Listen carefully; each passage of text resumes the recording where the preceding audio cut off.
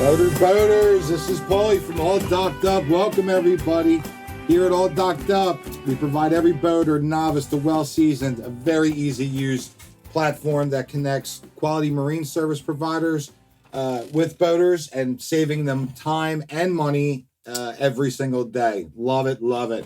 And once again, we got Captain Buzz. Hey, Pauly, what's going on? You know, the world of marine service providers can be overwhelming. You know, we know ADU helps boaters keep their boats maintained, safe, and looking great.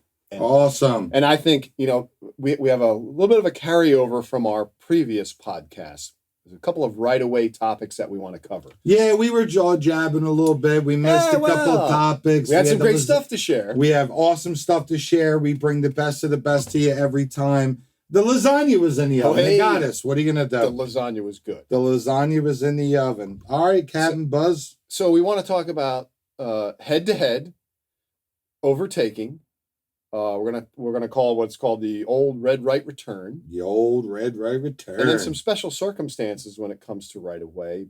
Maybe a DNR is running with their blue lights on. Maybe a pilot boat, and maybe a towboat.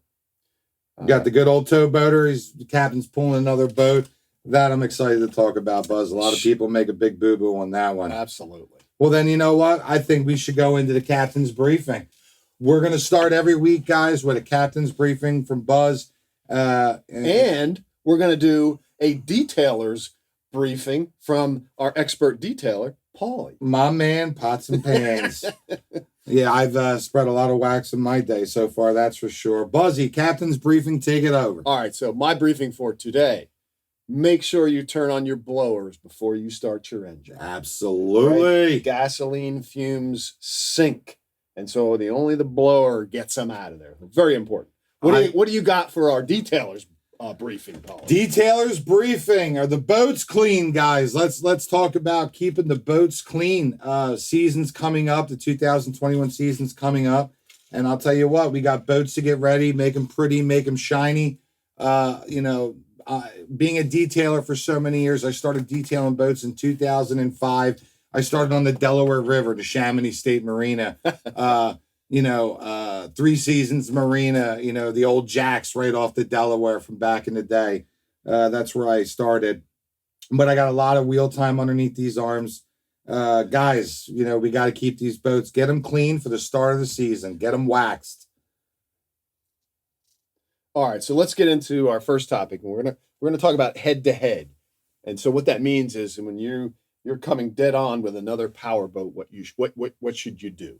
Right. Last week we talked about approaching from starboard or approaching from port. Right. But when you're head to head, and there are many other circumstances, but when you're coming head to head, generally, boats coming head to head should both turn to starboard and pass each other on their port side with plenty of room. So not a huge thing. And, that's very second nature for folks who drive cars because you're on the right side of the road. And so going to stick to that when you're head to head with another boat. Steer off to the starboard, pass each other safely. Exactly. And obviously make sure that you have, enough water on your starboard side. Make sure you're not going to, run into shallow water and cause yourself a problem. That's a good point. And then let's talk briefly about overtaking. And overtaking, there are two terms I want to bring to your attention. One is the stand-on vessel, and one is the give-way vessel. Right. How many times we've been out boating together? How many times has there been? Because, everyone's boat's traveling at a different speed. You have your go-fast boats, yeah. Your cigarette boats. Which are awesome. Make no mistake. Your cabin cruisers, your sport cruisers, everyone's traveling at a different rate. And I can tell how many times that I was coming up on somebody's stern and I wanted to overtake them because I just wanted to go faster that day. It's okay. And it's safe to do. There's a safe way to do it. There's a right way to do it. And we're going to talk about that again today. Or we're going to talk about that today. So the stand-on vessel is the boat that is being overtaken. It is the responsibility of the boat that is doing the overtaking to make a safe maneuver. Now, it doesn't matter whether it's port or starboard, right? It might matter if there's no water on the starboard side or if there's another boat perhaps or someone fishing, but it's up to the boat that is overtaking. They are the give-way vessel. Right. So they got to make sure so we have two boats. We have one in the front, one in the back. Mm-hmm. Okay. I'm coming up on the boater's stern. I can either pass on the starboard, I can pass on the port. Correct. As long as I can do either one of them safely, I have plenty of water to run in safely while overtaking that vessel. But it's also important for the captain of the vessel who's being overtaken to understand that they are the stand-on. Stay your course. Stay your Hold course. your course. Right?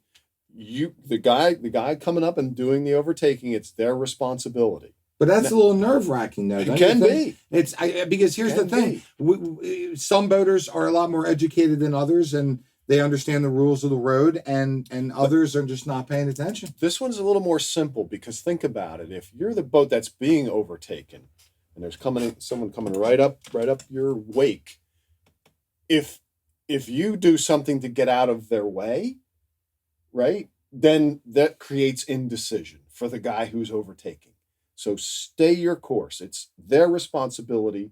They can ride behind you as long as they like at a safe distance. Their responsibility to pass you either on starboard or to port. You stay on course. Hold your course and allow the other boat to overtake you. Port or starboard side safely. Exactly. Awesome. Exactly. Awesome. And that's head-to-head passing, guys.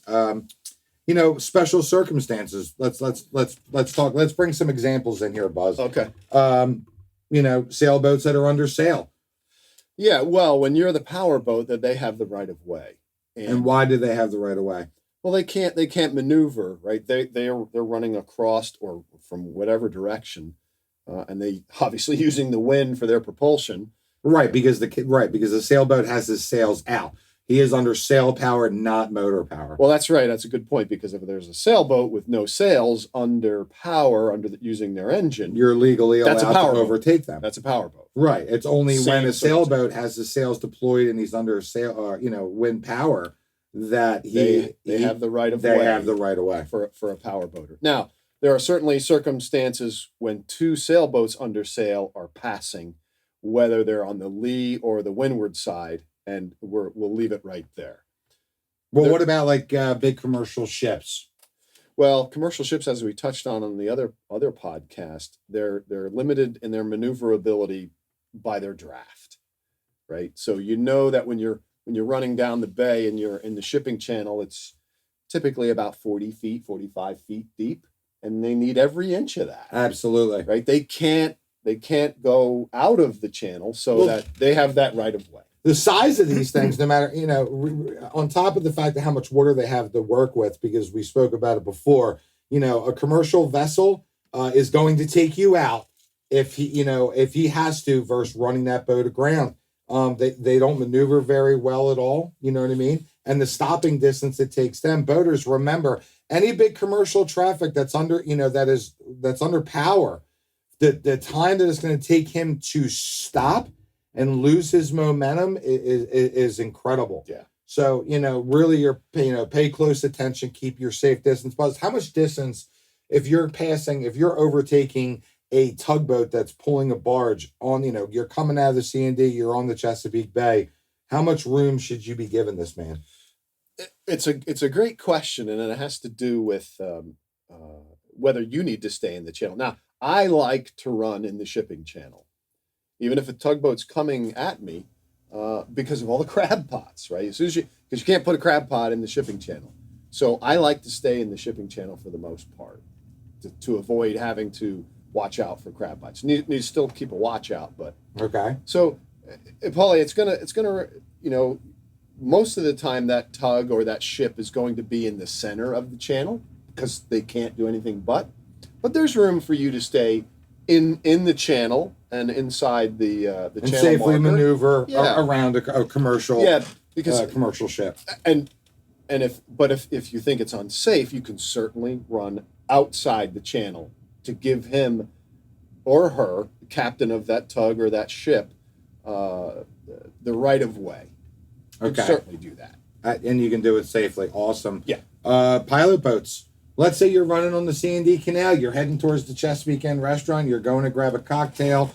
There's a commercial a piece of traffic that's going through the C&D Canal, and you got a pilot that's coming out of I'm sorry, I can't even think about it. I'm drawing a blank right now. It's where the Schaefer's, where they park the pilot boats. Right, Yeah. exactly.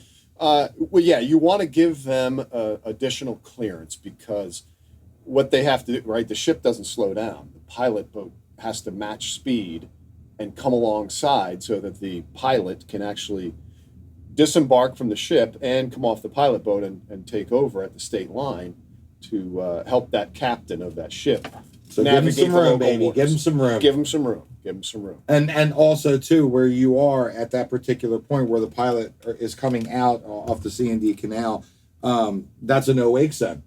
Because I know That's a good point. It's a no wake zone. I mean, people see the tugboats on the C&D Canal, and they're like, well, how is my wake possibly going to hurt anybody, or a tugboat, or the destroyer? I'm sorry, the destroyer, the Defender. My goodness, guys, The Delaware Delaware responder that's sitting yes. on the C&D Canal. I Right, mean, right.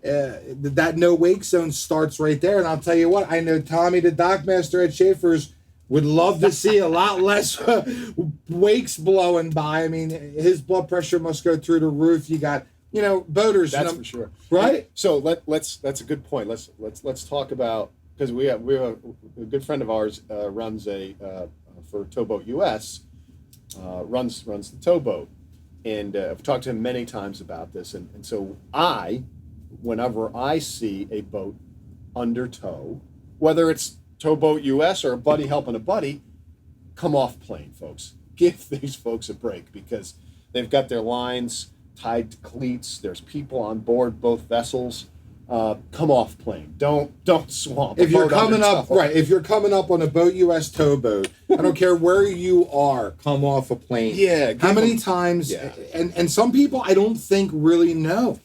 I don't think they're just not sure. Well, I don't. Because legally, you're responsible for your wake, no matter what the case may be. Anytime that you're under power, you're responsible for your wake. But I know the towboats would definitely love, without fail, every towboat captain that I've come off a plane for has given Always me a waved. really solid, dude, thank you so much. Yeah.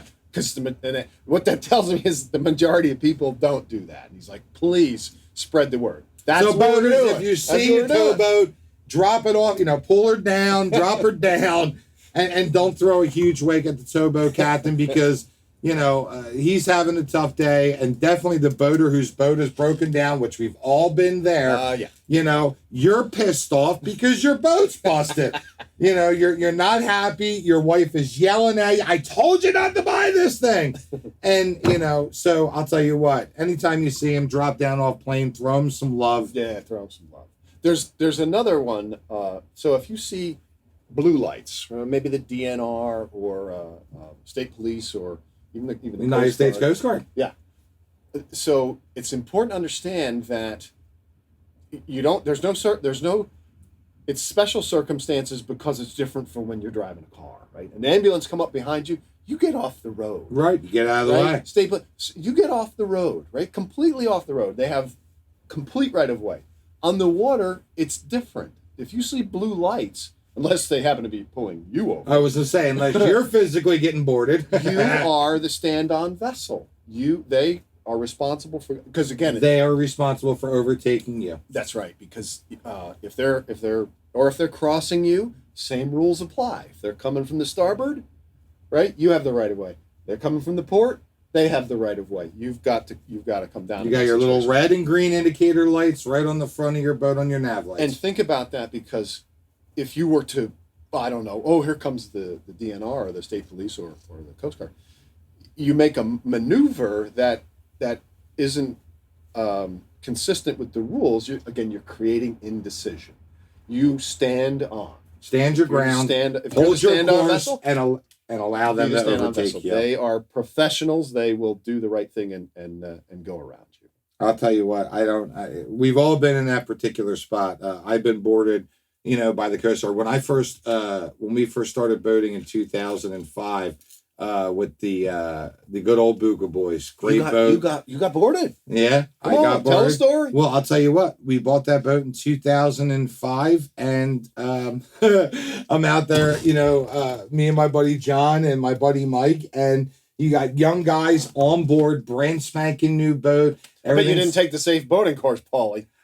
Did I take the boater safety course at that time? No, because and that's how I found out. Guys, I did the same thing. I bought myself a brand new boat. And the scary thing is no matter where you are right now, if you go and buy yourself a new vessel, if you buy yourself a 60-footer and you've never boated before, they're going to hand you the keys and tell you to have yourself a good day. Have fun, enjoy yourself. There's no training right off of the bats. I know I do see some. So what happened? They said they boarded you. Oh, so they boarded us. Well, what ended up happening is we got 3 guys out on the boat, stereos blasting, having a good time, and they automatically assumed the Jersey State Police.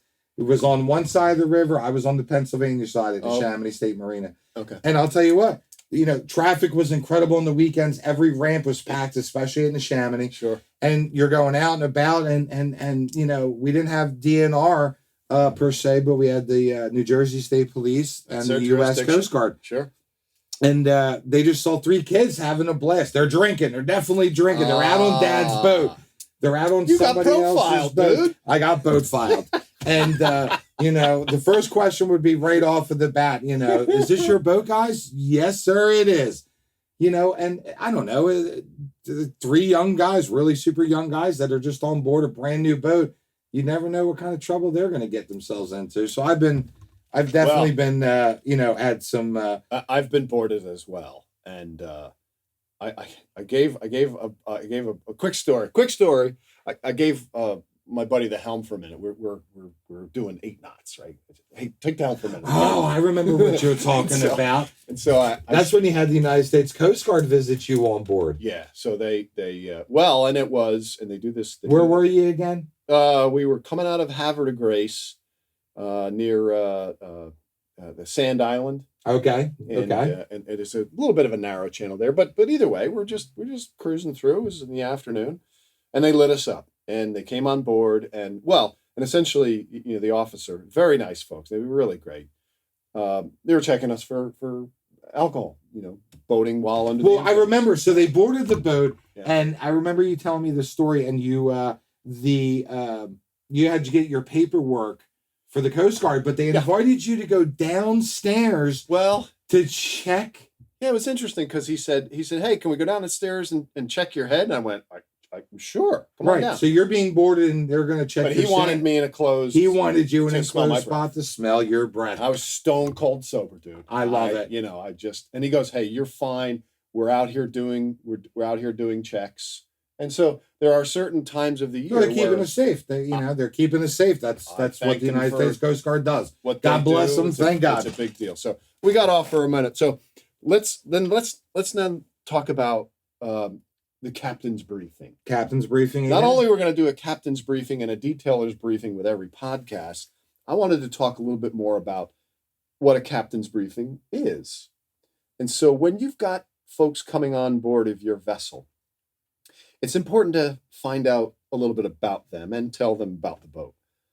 And some of the first questions I ask, number 1, do they know how to swim? Are they comfortable? That's number 1. I also show them where the throw cushion is. So if someone were to fall off, I want everyone to know where the throw cushion is in the cabinet, or it may be on the bench. And that goes over it. If somebody hits the water immediately, throw cushion. Okay, so you're that's the first thing you're telling them right off of the bat. And then I go into there's the ladder, right? If the swim ladder, that's off the back of your transom, or most of the time, right, to come the swim back ladder comes off your swim platform off the back side of your boat. Correct. Where the lines are kept, and I say that because some boaters, and it's important to give them something to do. I think it is, and so they should know where the lines are, because some boaters that you have on board could be boaters themselves and love to help out, right? When you and I are on each other's boats, we're handling lines. Oh, we're back and forth. Right? Well, we got a pretty tight system on board, right, after all the years. But sometimes you may have a complete load of non-boaters, but it's important to give them a job, even if it's stay out of the way. Give them some instructions, because you got to communicate with the people that you have on board, because once again, every one of their lives is your responsibility. And you're right, we are, but a lot of them, they want to help. So I said, hey, a lot of them, hey, what can I do to help? At this moment, I need you to sit right here, and we're going to take care of it. You're assessing your crew. You're assessing your crew. That's know right. the limitations and the do's and don'ts. Somebody with high heels isn't probably not going to get on the boat. You're not going to get on the boat anyway, wouldn't it? Yeah. Like you're going to let somebody get on board with a pair of shoes like that. You're not going to let them walk along the side of the boat to get up to the bow to help with lines, because they're going to hurt themselves. So, yeah, you assess the folks that are on board. Hey, and look, if I've got a group of folks that have all been on my vessel before, I may skip the captain's briefing unless something has changed on the vessel. You are tough. I will tell you what, you are tough on board. I remember when I first started boating with you, I'm like, this guy over here is a pain in my ass. I'm like, here we go. We're off the land, and we're all by the rules now. Well, that's how you did get the nickname AB. Well, and I've been called Sam Safety too, so Sam Safety. I'm okay with that handle. I really am. Yeah, you know what? Because you got to be safe. You got to be safe. So talk to your guests, guys. When you have guests on board, give them a job, give them a task, ask them some general questions, or tell them to sit tight and we'll take care of it. Right, and hold fast, stay right where you are, and we got this. Yeah. But it's scary too, because when something goes wrong on board, it could be anything. It could be you running your boat, you're heading towards the northeast, and you whacking underwater submerged objects. You have a novice boater, or you have a person on board who's never been on, he's just a guest for the day. They're going to soil themselves. That's a big bad bang. They have to understand what do you do in a case of this? Yeah. You don't have to get all crazy. You can be brief, but communicate with your passengers on board. Let them know what you expect from them. You're right, and it's not only the captain's briefing when they come on board, even before you leave the dock, to assess their capabilities and their experience and whether they can swim, but it's also when you're coming into port and getting ready to tie up. Could be a restaurant, could be home port, on whether or not they can help, or again, where then they who's taking part of the docking process. We're pulling up to this fixed pier. We're pulling up to this T head, starboard side tie up. Are you going to cover the stern? You have the bow. Who's on fenders? But you're when you're the captain, you're the captain. And so you're expected to, you don't have to bark orders and be unpleasant about it.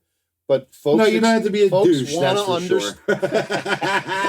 Well, no, because I've been on a couple of people's boats, and it's like, yo, buddy, we're here to have fun. We're going to follow the rules. We're going to do good, but I'm not. I didn't enlist in the Navy 5 minutes ago. There's a line of being too aggressive with it, but folks, I've always had good response, and like, okay, they want me to sit here. Fine, I've been told to sit, because getting out of the way is almost as important as giving jobs to folks who need to do them. I boated with, I'll tell you what, and I've said this to you before, I'll say it again. I love boating with you and your wife. I love when I'm a guest on board, because I know it's expected of me. The communication's there. Yeah, well, you and I don't even have to talk about it. Well, we don't even have to talk anymore. We just look at each other. Words don't have to be, all I have to do is tell you, when we're coming into port, we're tying up on starboard or port, and you got it. And we're good to go. Yeah. But I will tell you what, I've boated with some people that made me nervous, because it's like, I remember being out, tying up with a group of people from Philadelphia, and, the owner of the boat is running all over the place. I'm on board, his wife's on board, her kids are on board, and there's just too much confusion. And I was like, whoa. I'm like, hold on a minute.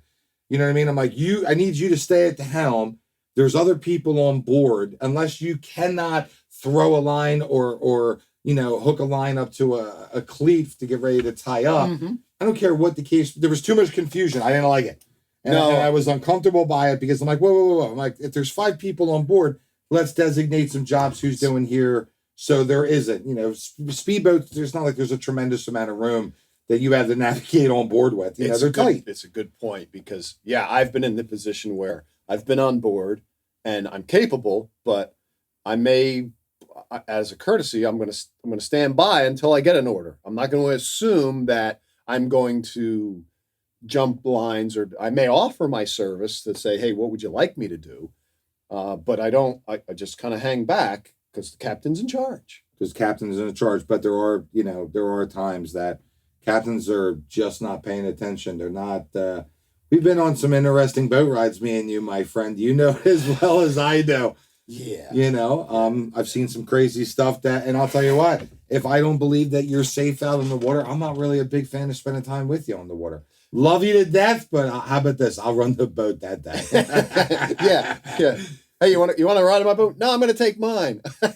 There has been plenty of times that that's happened. I'm not a fan. Like I said, I like to communicate on board. I think everybody does. Buzzword is live. So one more thing I wanted to talk about on the special rules before we close. And we talked about head-to-head. We talked about overtaking. We talked about special circumstances. I want to talk about the old red right return.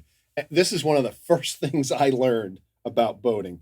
I actually took a boating safety course. Whoa, man, it was about 30 years ago. Forgot most of it except for red right return. So, right, you keep the red channel buoy on your starboard side when you're returning to port. So when you're coming north on the Chesapeake Bay, away from the ocean and up into the bay, the red buoys are on your starboard side. Obviously, on the way out, the red buoys are on your port side. But things change, right? Because if you're coming up the channel, say you're going southbound in the channel in the Chesapeake Bay, again the red buoys are on your port side, and you turn into the sassafras, for example. Well, what happens? Well, again, you're going upriver, so you're returning, red right return. So the return part is the upper part of the river, or where you're heading, the top part of the river, upstream. Let's put it that way. And that again will be the red right return. The red buoys will be on your starboard side, going up into a river. Very nice, Buzz. Yeah. And here, one thing, like if you're coming through the Chesapeake and Delaware Canal, well, there aren't any buoys, except for the one that I know of, and a lot of people miss it. And it's when the Chesapeake Basin, the Chesapeake City Basin, is maybe getting close to being dredged, and they run out of water on the east side over there by the city dock. Okay. And the city puts a red buoy right in the center of the entrance to the Chesapeake City Basin. Well, you've got to approach that with that buoy on your right side, on your starboard side. Right. When you're coming into Engineers Cove, you better make sure that buoy is on your starboard side. That's right. And it's not there all the time. It's only there when, again, the dredging. And the dredging, it gets kicked up from the ship propellers in the canal. That's always been a big issue. It's every 7 years or so they have to do it. The right? Army Corps has to do a physical. There's a creek. They got to do another dredging project. Yeah, and right now we're okay, but there's a the creek comes down and feeds a lot of the farmland runoff, and it all swirls in there like an eddy, and it drops, and you lose depth. But how many times have we seen sailboats come in there, ignoring the red channel buoy on the entrance to the Engineers Cove? I will tell you what, prior to them dredging, how many times were we sitting on the back of your boat, and your boat's sitting at the end of the T-head at the Chesapeake anchorage, and you were almost sitting on bottom? How many people did we watch physically run aground by not paying attention to that? That was a big time issue for the Chesapeake Inn restaurant, for the Chesapeake anchorage, and even if you were in transit, heading to Florida. Yeah, coming in and out. You know what I mean? That was a big issue. A lot of people lost their actual spots where they could moor for a couple of days get some provisions from town because they couldn't safely pass into the actual cove. That's right. But if you stay close to the east side wall, again, the red buoy is on your red buoy is going to be when on it's your deployed. Side. Right now, it's not there. There's a decent amount of water on the entire entrance.